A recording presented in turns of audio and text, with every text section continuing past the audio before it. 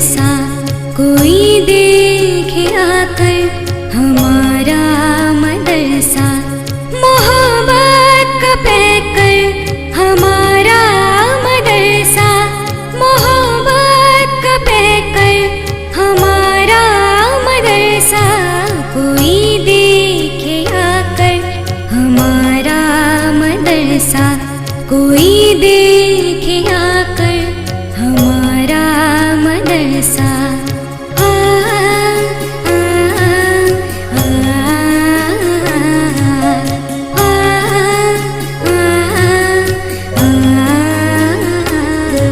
यहाँ दीन दुनिया की खुशबू मिलेगी,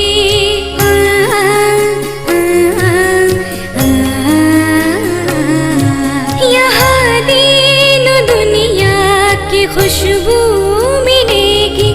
चमक हिकमत की हर सू मिलेगी।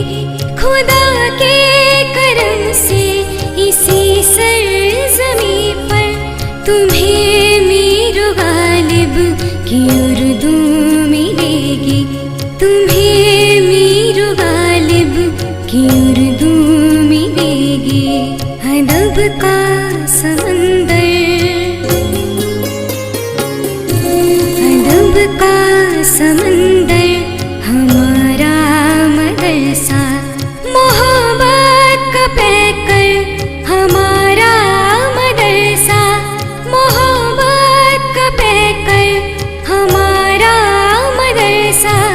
कोई देखे आकर हमारा मदरसा, कोई देखे